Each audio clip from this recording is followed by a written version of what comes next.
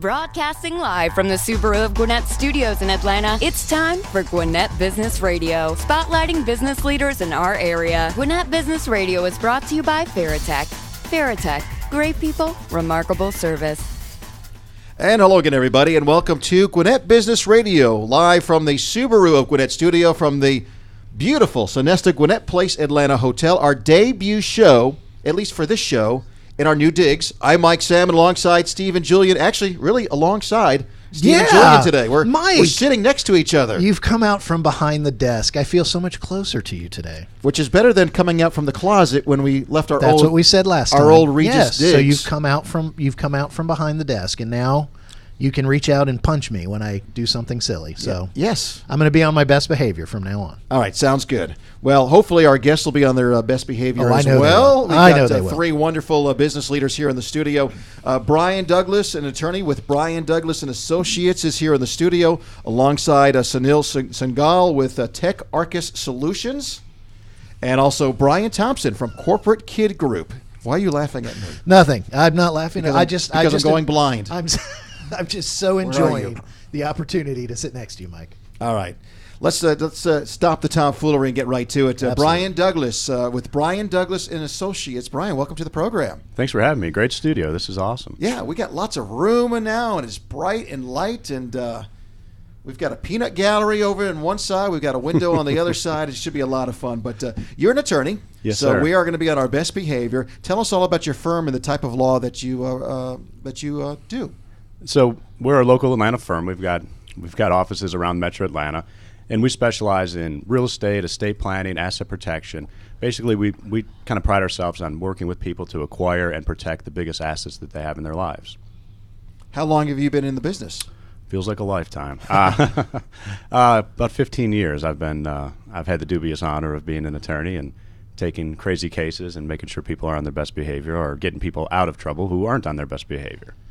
When you mention real estate and estate planning and asset protection, that would lead me to think that mostly individuals is who you're working with, families? Well, both. I mean, so individuals, obviously, and families, they go hand in hand, but a lot of businesses as well, because there's so many business owners that have, over the years built great businesses, bought businesses that need to do other types of planning, and they don't really know. You might be, the greatest business person and really good at your craft or your specialty or whatever, and overnight you wake up and 10 or 20 years go by and you've built this company that makes millions and millions of dollars, or even if it doesn't, but you've got a very valuable asset there, whether you know it or not. I mean, you kind of get up every day and I just go to work and I do my thing, and then over time you don't realize what you've actually acquired and what you've built. And so there's succession planning that you have to do for businesses.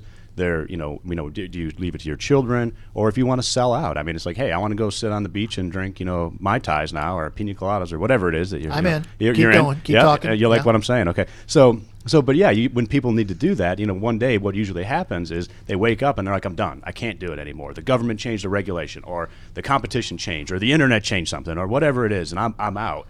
And then it's okay. Well, let's look at selling your business. What do we have? And it's like, ooh, well, you don't make any money. Oh, yeah, Brian, I make a lot of money, but it's over here. And I'm like, well, we can't say over here. There's not an over here section of the balance sheet, right?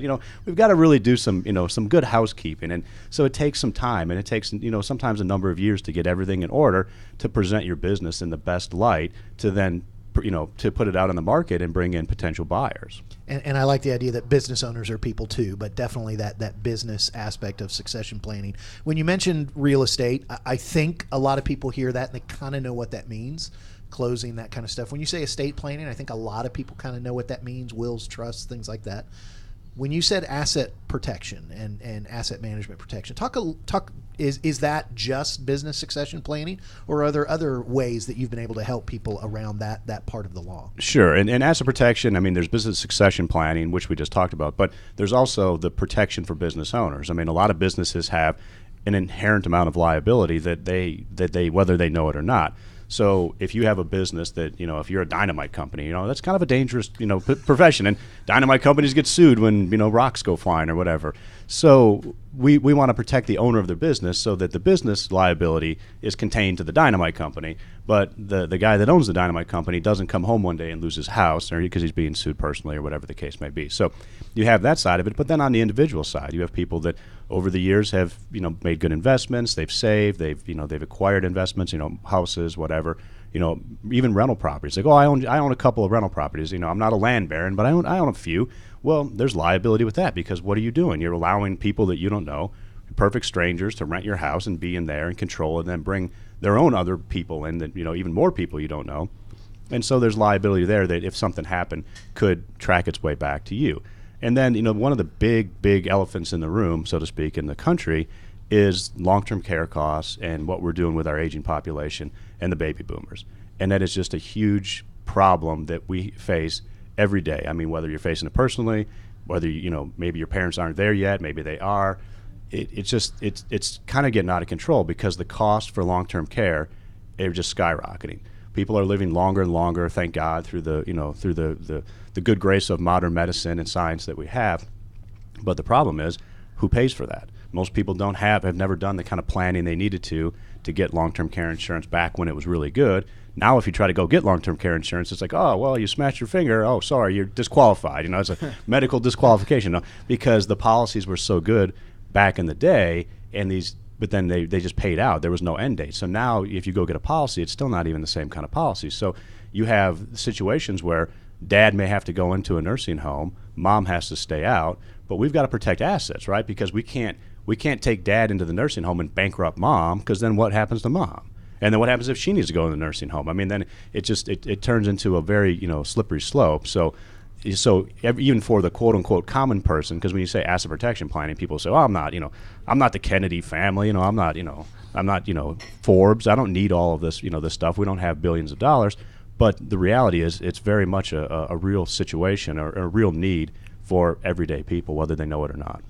You're listening to attorney Brian Douglas with Brian Douglas and Associates here on Gwinnett Business Radio. You're also known as the Epic Attorney. What does that mean? Well, I think I'm epic, and so I assume everyone else does as well. So you're the self-appointed Epic Attorney. Yeah, well, we did some polling, and we phoned a friend or two, and everyone agreed that I was epic. It's okay. This was an award-winning show before we won any awards, but now we won awards. They're actually on the wall behind you. That's right. I mean, Carter the horse, right? Does it matter? Right. Yes. Well, I refer to myself as the Epic Attorney, but it is an acronym for what we do. It helps people remember what we do. And so the E is for estate planning, the P is for probate, the I is for inheritance protection, and the C is for real estate closings. EPIC. That's witty. That's good and informative. So if people forget what you do, just say, "Remember, I'm epic." I like that. Very good.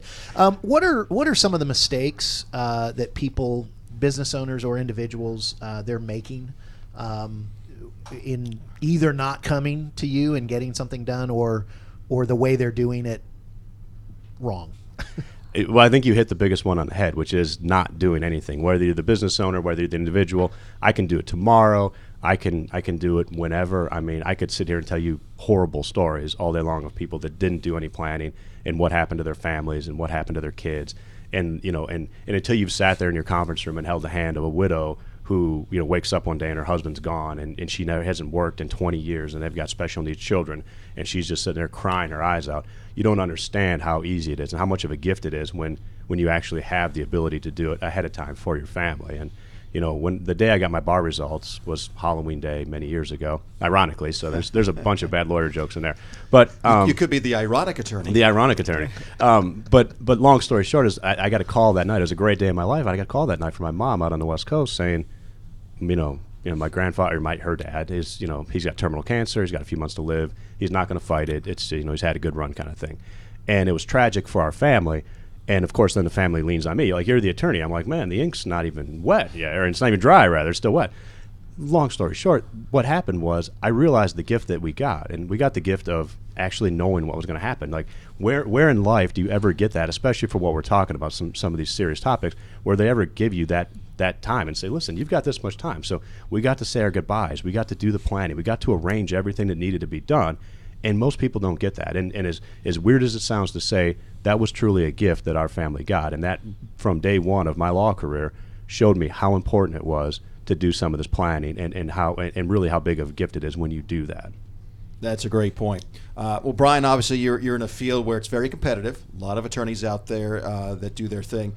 Why? What makes you maybe different? Even though maybe you cover some of the same topics or do the same things that other attorneys do that are in the same field, what makes you maybe a little bit different? Why should they come see you? My focus is on education. It's educating people. I have clients that come in and they bring me this pile of papers, and I read it and I understand it, and more often than not they don't. And I'll ask the question. I'm like, well, why did you do this, or why did you do that, or why was this strategy utilized? And the answer is always the same. I don't know. That's what the lawyer told me to do. And I'm like, well, it's not the lawyer's plan. It's your plan. So my goal is to educate the consumer, educate the clients, educate the families that come in, educate the children, the beneficiaries, the heirs, whoever's going to be involved. Everyone's invited to the extent that everyone wants to participate. So everybody knows, because if I do a plan that I think is good, but you go at home and throw it on a shelf and never do anything with it, or don't actually work inside the confines of the plan we just designed, it's not really any good. I haven't done anything. I mean, yes, I've quote unquote given you a service. I did work and you paid me for it, blah blah blah. But I really want to educate people. I've written 3 books on the topic now. One of them was international best-selling book in 4 different countries on Amazon, called Plan Your Estate Before It's Too Late. So, and it wasn't a bestseller before I wrote the book. I did it in the right order, unlike the award. Did put the cart before the horse. But yeah, so it was a bestseller in 4 different countries, which was surprising and amazing to me. But things like that, I think, that really distinguish me and differentiate me from other attorneys in the field. Dare we say the sales of that book were epic? All right. Okay. Sorry. Don't answer that. So, Brian, it sounds like you do more than just, and you said it, you do more than just provide a service. So if an individual contacts you, and let's stay around the asset protection and also the estate planning, what's the process look like? How long does the process go? How many meetings can someone expect to have? It's a very individual process, and it's very personalized. It's not a one size fits all. I try to make it very subjective to the family. So it could be some families want to come in and do everything, meeting by meeting, and then in that case, you're looking at no more than 3 meetings really to get it done. Other people want to do things by internet or by phone call, by Skype, or FaceTime, whatever you want to call it, and we can get a lot done. And then they basically just come in and show up at the end. We do educational workshops around town and throughout the course of the year. So that could be the first time. I don't know if it really counts as a time, but we just let people come in and we work with them and we answer their questions and we give them kind of a 10,000-foot view of a place for them to start. Because so many people, when they think about it, number one, it's not always the most exciting topic. Like, it's not like who are you putting for your fantasy football team. It's like, oh, well, who are you going to make as your power of attorney, or if your healthcare director? It's like no one wants to think about that. So we give them a place to start, because it gets overwhelming, and a confused mind says no, right? If you throw too much at somebody, they just shut down and then they don't do it, and that totally defeats the purpose of what I'm trying to do by helping people. Is I can't shut them down. So we do things like that. We bring them in, and we give them that 10,000-foot view, and then we go from there. So literally it could be one meeting, which is just the final signing of the actual documents. Or, like I said, I'll have little ladies that like to come in and talk and eat candy and talk to my staff, and that's great, and come on, drink coffee. You're welcome anytime.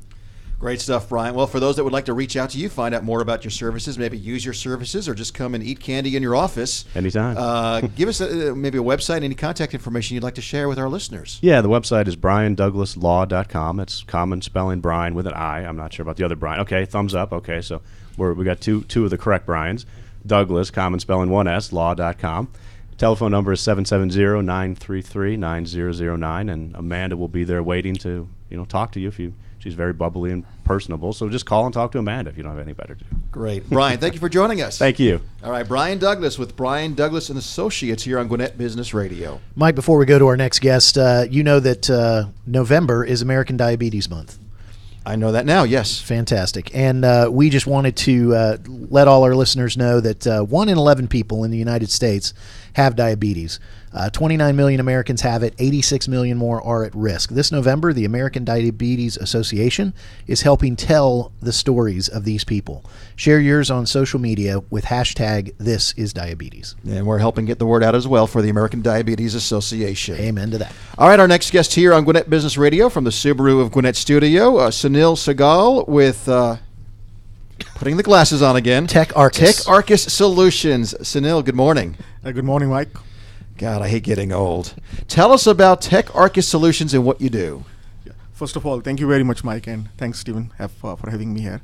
So at TechArchis, we are a technology company with a specialization in quality engineering. So what that means is like we work with our clients and help them take their solutions and software to the market, which will wow their customers, and we help them roll it out faster, cheaper, and better. You are the managing partner. How long has the company been around? It's been about 2 years. And how do you, let's kind of get a little bit more specific as far as putting our arms around that. How do you help your clients achieve their goals? So it's very, very simple. It's like quality and convenience drives customer success. And behind that, the way the software and the products are being developed today is totally changing. So Every day it's changing. And how often you come across situations where you think, why did they build it? Did they not test it? And it's full of bugs. And that's kind of like a common experience. So that's where our role comes in, to make sure that quality is embedded in the process when the software and the products are built, and it is not an afterthought.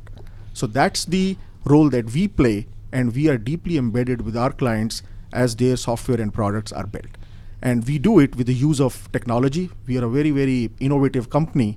And what we have done, things like when those software and products are built, we actually go ahead and automate them while they are being built from a testing perspective. So when they are rolled out, all the quality is in place. There are no bugs going out.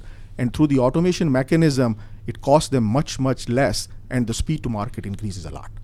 So if there's a business owner listening who's involved in technology and software, if it were me, I'm completely lost to some extent. You've mentioned software, but then you also mentioned technology. What's the spectrum of the type of technological products apart from software that TechArchis can get involved in and help do this quality engineering? Good question, Stephen. So today, there is no business who does not have an online presence. And most of them also have the mobility presence, whether it is their solution in the form of the mobile apps and all. And think about the client side. At the end of the day, you or I or anybody can have any mobile device. It could be your phone, it could be your iPad, it could be any device. And those businesses can't control what their end customer will use. But the fact is that whatever is their online presence is supposed to work on any device, and the clients want anything, anytime, whatever they like. So if your products and solutions are not tested, right, for whatever the end client will use in terms of their devices or iPads, it could be a bad customer experience, and those customers will not come back. So that's where we come in, and we have built our own labs where we have a library of about 300 real devices. So we would test those products and solutions on those devices, which basically means whatever your customer situation is, it is always going to work. So it's almost like anything that will be used by the consumer on a piece of technology, you will help test that on all these different types of technologies to see, ooh, hey, it's got a problem on this particular Samsung phone. Ooh, it's got a problem over here on this version of the iPad. That's kind of what you are helping people do. That's absolutely correct. Absolutely correct. Are there other companies that do what your company does? Yes, like any other businesses, there are always, competition in place. But the main thing here is that, who's at the forefront of the technology. And, we are very, very proud of the innovation that we use. And I'll give you a very specific example. It's like we have used robots to do testing as well. Right? So in a real life situation, it's like everybody has a credit card. And you have a credit card with a chip nowadays. So when you go to buy anything, you have to insert the card. Right? And some people have the mobile pay that you would just basically put your wallet right to where the point of sale terminal is, and your transaction is done. So in a real life situation, when you think about it, there is a credit card company who gave you the card, there is a bank who's banking it, then you go to the retailer, and then there are people in between who are supposed to process the transaction, and trillions of dollars flow on it. So what we did is we used the robots and actually did the whole automation of all that front end, where all the robots would pick up the card, they would insert the card, they would punch in the keys, they would also put your mobile phone on the machine, and exactly automate the whole process end to end. So that's an example of the innovation, and these are some of the unique things that we do. Sometimes when we talk to technology companies, Mike, we ask, hey, what's ahead? He's already given us that. They're using robots, man. Come on. Really cool. Tell us about some of your favorite projects that you've worked on. Actually, to be honest with you, the one that I just explained you was my favorite project. I was going to say, I think you already answered that question. Go ahead. Well, okay, then give us another example. Is there any other examples of some cool Yes, projects? absolutely there are. We came across a situation, where somebody's business was totally online, 100% online. There were no stores, nothing. And oftentimes, is like what was happening is their application, was on the phones, and it had to work in all the scenarios as I explained before. So what we realized that in the real life situation, a lot of the people, like their phones are not fully charged.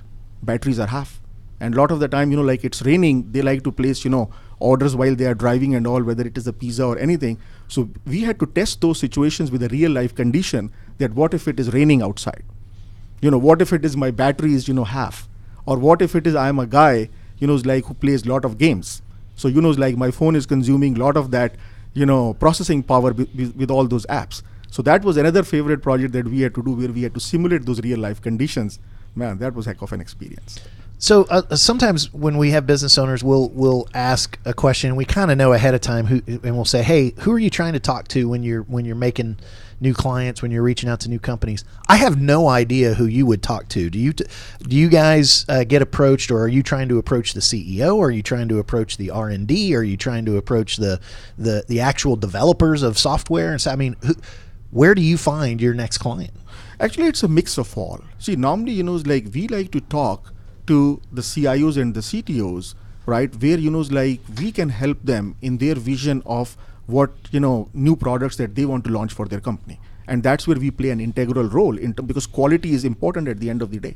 Quality and convenience drives customer success. And a lot of the companies, especially if they're smaller companies, bring in one of their first couple apps or software to market. They definitely don't have the laboratory you do. That's got to be one of the, I would say majority of them don't have it. Yeah. Because all they would do is like they would just pick up their phone or, like their colleague's phone and press few keys and I'm done. Right. But when works on my iPhone and his Samsung. Let's go to market. Yeah. And to your previous question, the other people that we love to work with, are the actual product owners and the marketing people, because they are the ones closest to the client and they hear all those complaints. And once they understand we can add that value, they become big influencing factors inside their organizations. So let me ask this. We're talking with Sunil Sehgal with TechArchis Solutions here on Gwinnett Business Radio. So you, for some folks, hey, can you find the problem for us? And so you do all the testing, but you don't just find the problem, you help them solve the problem as well? Yes, absolutely. Because I wasn't sure if you're like that commercial we see on TV, we need a security officer. Well, I'm just a security monitor to let you know the bank is being robbed. Oh, the bank is being robbed.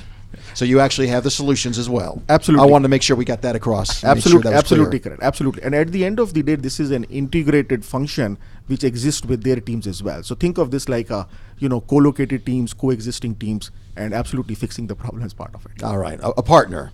For those that would like to find out more, maybe look into your services, need your services, it just starts with a conversation when you finally realize, that someone wants to talk to you. What's that first conversation kind of sound like?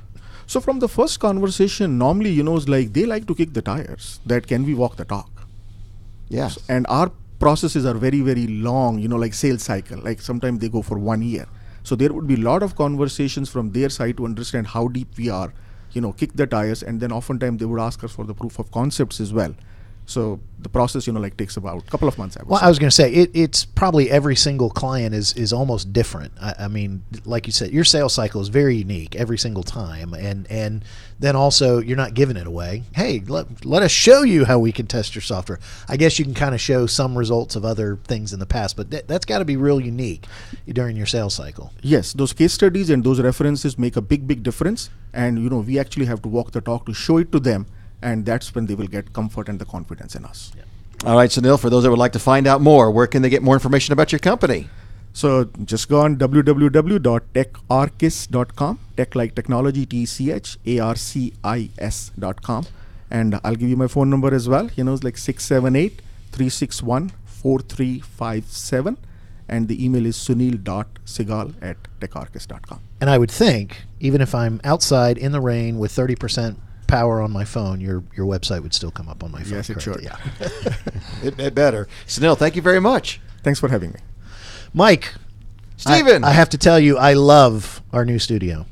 I do too. I love its location. I love the look. I'm going to love being here for a long time. And love is what makes a Subaru. I know you know that. And I know that you know that we can get big savings and enjoy a hassle-free experience at Subaru of Gwinnett, where people sell cars. Visit SubaruofGwinnett.com and join their family today. Come in and see the difference. Maybe you're already a Subaruist, Then follow Subaru of Gwinnett's Facebook page for the latest Subaru offers, news, and community events. All right, Stephen, our third guest is Brian Thompson with Corporate Kid Group. Now, on the outside looking in, if you told me you worked with Corporate Kid Group, Brian, I would have no idea what that means. So for those that are listening, tell us what Corporate Kid Group, what your organization does.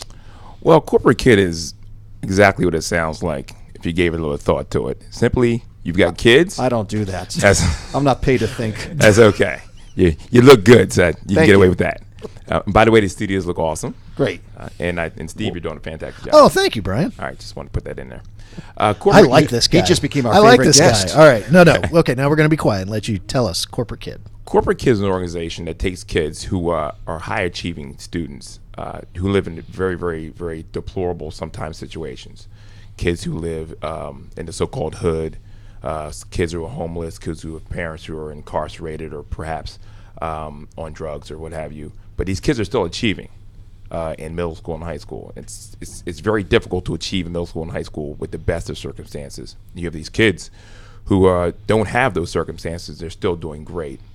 We find these kids in the high schools that middle schools that we contract with, and we take these kids and we put them in corporations and businesses for a shadowing program that lasts a year with the executives, generally the executives who run or in charge of that business, the top dog, not middle management or anything like that, so that they can see three different things. One, they'll see what that environment looks like, because to these kids, they've never seen that environment. They don't have any relatives who've seen that environment. They don't know anybody. That environment does not exist to them, smart as they are. The second thing it does is probably the most important thing. It lets them know that they can be accepted in that environment, because a lot of these kids grow up in their bubble, and that bubble looks nothing like this. And the first thing you're going to think is, doesn't matter how much education I get, I'm not going to be able to work there because I don't know anybody who looks like me, perhaps who works in that environment, whatever it is.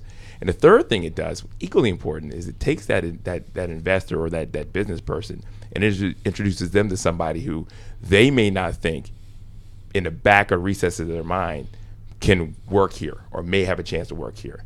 And you put that together on a one-on-one basis for an entire year, and what we hope to come out of this is this kid has now a hookup. I mean, if you want to look at it that way, if you've achieved in your life, your children already have a hookup. Mm-hmm. When it's time for them to go to college and write the college entrance exam, they can go write to dad or mom. Or if they can't, maybe dad or mom has a friend in the business, they can go there. These kids don't have that. So now we've found a way to get these kids that one person or that group of people that they can go to and get those answers, those important answers to try to become as successful. And the other thing it does is it gets these people out of their environment. Because what they do is they go to the offices and they spend the entire day in that office space. And they learn just from shadowing what it takes to run a business. It gets them out of their neighborhood, because in your neighborhood, you're a product of your environment. It's cliche, but it's true. You are a product of your environment. And if your environment is, you get your education to a point and this guy over here is making a whole lot of money, doing a whole lot of things on the street corner, that might work for me, because I don't see this other route, because it doesn't exist to me. And I'm very smart. I'm an A student.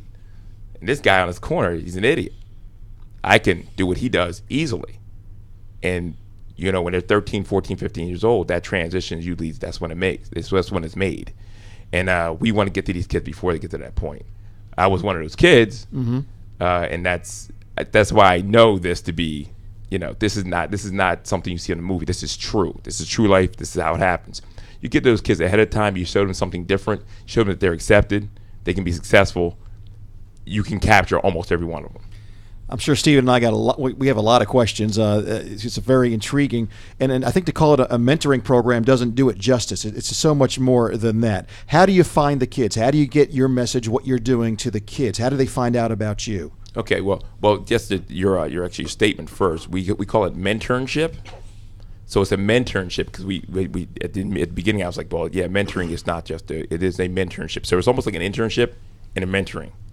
Finding the kids initially, when I came up with the concept, that was like the $1 million question. Okay, where do you find the kids? Well, the kids are everywhere. I mean, just go to the hood. they're all over the place. But how do you find it in an organized fashion? So initially I started going to the schools and just presenting to them. But I didn't really have any backup. So, I didn't have that network person that could plug me in. So they were intrigued by it, but they I just didn't have enough credibility to get it done. They loved the idea. So then I had to go find some credibility. So I started doing exactly what this organization does. I started linking up with business leaders in Atlanta, because I'm not from Atlanta, so it's even harder for me to network. So I started hooking up with business leaders in Atlanta, and they liked the idea, and they helped me along.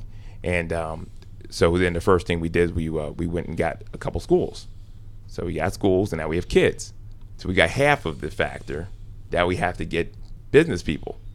The way the organization is set up is it's pay to play.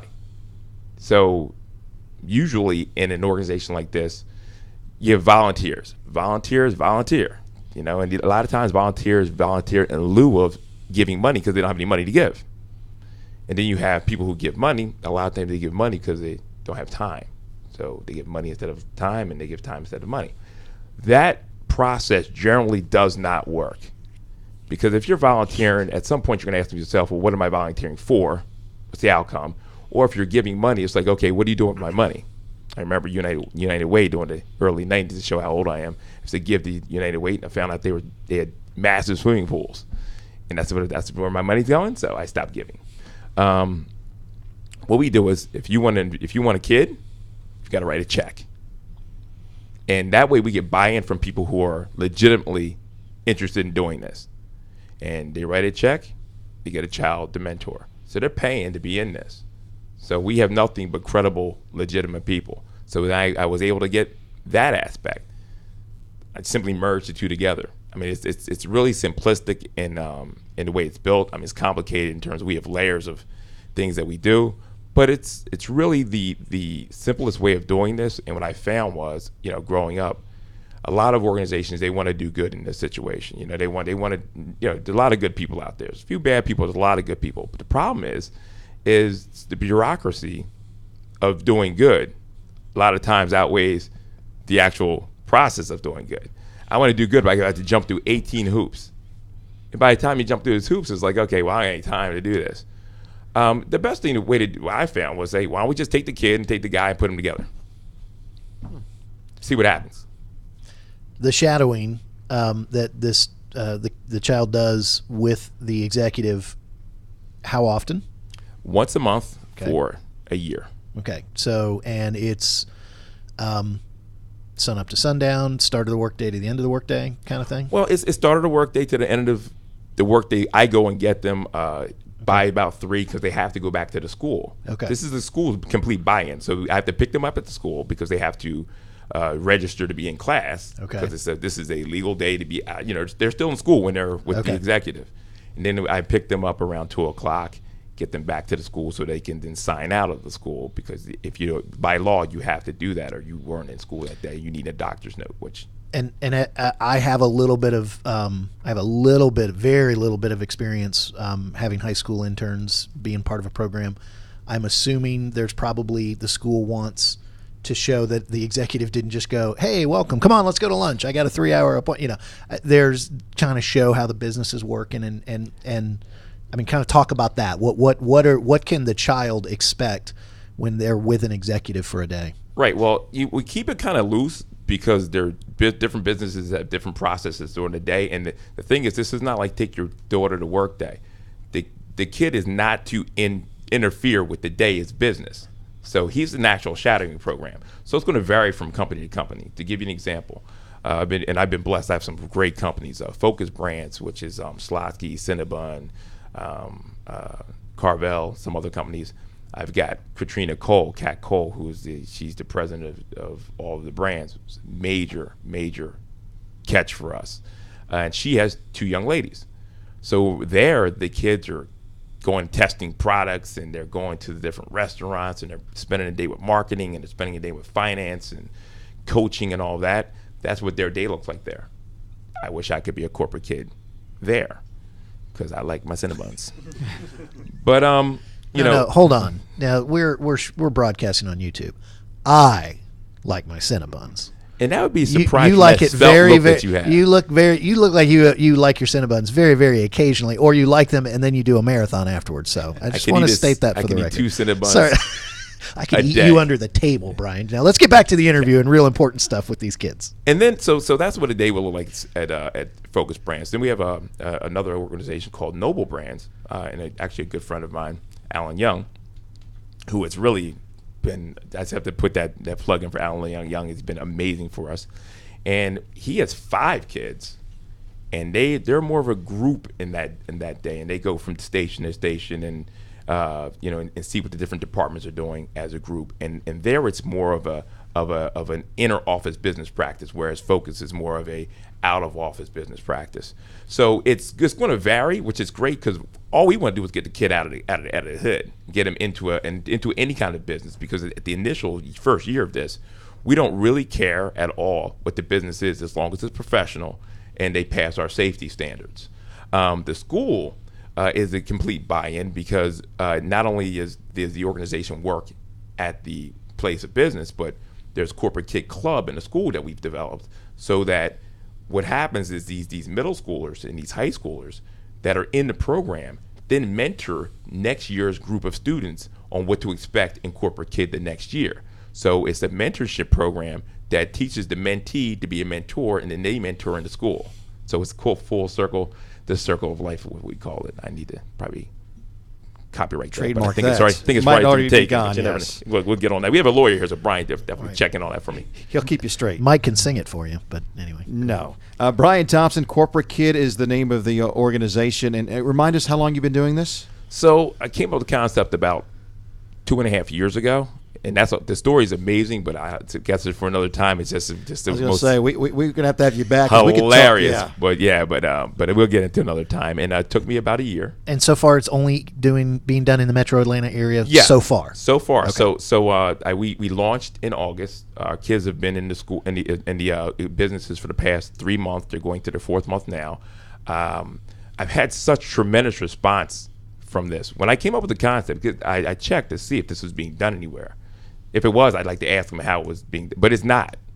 This kind of mentoring for a long stretch of period is not being done anywhere in the United States and has not been. So we're kind of happy about that. But at the same time, it's kind of frightening because we have no... You're figuring it out as you go along. Exactly. And we absolutely are. We get all kinds of mistakes. We haven't lost a kid yet. That's good. But, we've gotten... the White House gave us a call. Wait, who? The White House. Yeah, wow. So gave us a call.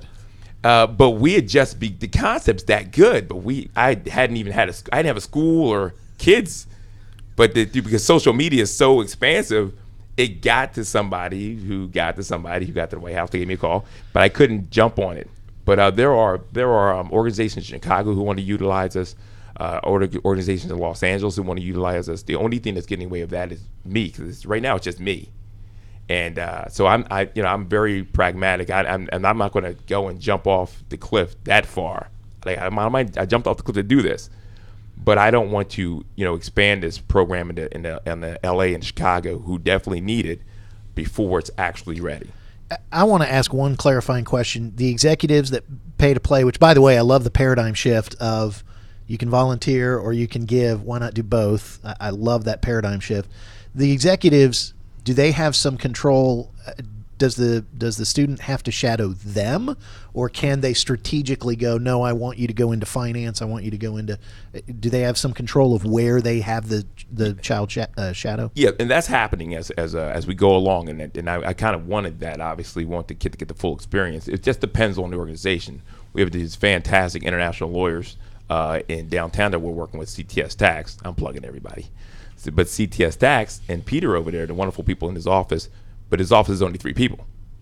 And it's international law, and they have a nice office in 1919, but it's just one office. So the kids have to be in that one office all day. There's nowhere for them to go. So what they've done is they've come up with their own curriculum that they're doing within the office. The kids are writing business plans, and the lawyers are looking at it, so it's gonna be tight, and that's what their process is there. But at these other companies, they're spending time in marketing, they're spending time in accounting, and so forth and so on.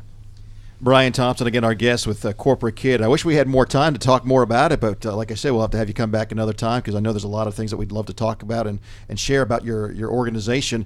For those that would like to look into it, whether it be a kid that maybe is looking for an opportunity to mentor and find out more, or if it's a business owner that would like to maybe bring in some children and help you with your cause, how can they find out more information? Well, you can go to the website corporatekid.org. And all the information is on there. You can call me, 917-805-5257 or 770-850-0102. I pick up my phone, or you can email me at bthompson@corporatekid.org. If you're a business owner, this is something that's going to not just be a upward movement for the child, but it will be for any business owner. If you call any of our owners that we have right now, they'll tell you they're learning more than the children are learning. Great stuff. Brian, we appreciate all the work you're doing, and best of luck, and hope it continues to grow. Fantastic. Thank you very much. Brian Thompson with Corporate Kid Group here on Gwinnett Business Radio. Brian has a tagline on his business card that said "Kids with a seat at the table." That's much better than "We haven't lost a kid yet." So yeah, we focus brand both of those. We had focus groups, and that one just slightly won. A little bit better, but. Mike, before we close out the show, we would be remiss without thanking the sponsor of this show, FarraTech. And we want to remind everybody that FarraTech has been in business for 25 years by manufacturing top-of-the-line toner supplies and offer outstanding customer service. FarraTech offers a 100% guarantee on all FarraTech products, so you know that they stand behind their quality. For more info, visit FarraTech.com. That's FarraTech.com. All right, Stephen, our guest again, Brian Thompson with Corporate Kid Group, Sunil Sehgal with TechArchis Solutions, and Brian Douglas with Brian Douglas and Associates. Our thanks to them. Also, a big thanks to Z and Trey for producing the program. And a reminder, you can listen to this show anytime, day or night, 24/7 by going to GwinnettBusinessRadioX.com. You can also access all of our other programs on the website as well. Also, check us out on Facebook and on Twitter at Gwinnett BRX. And we'll see you next time right here on Gwinnett Business Radio, where we have not lost a host yet, by the way. Remember, Business Radio X, the epic show that hasn't lost a business executive yet. Not yet, at least. But give us time. We'll get there. And again, a big thank you to the Sonesta Gwinnett Place Atlanta Hotel for our brand new studio. We love it. Looking forward to many more shows. We'll see you next time right here on Business Radio X.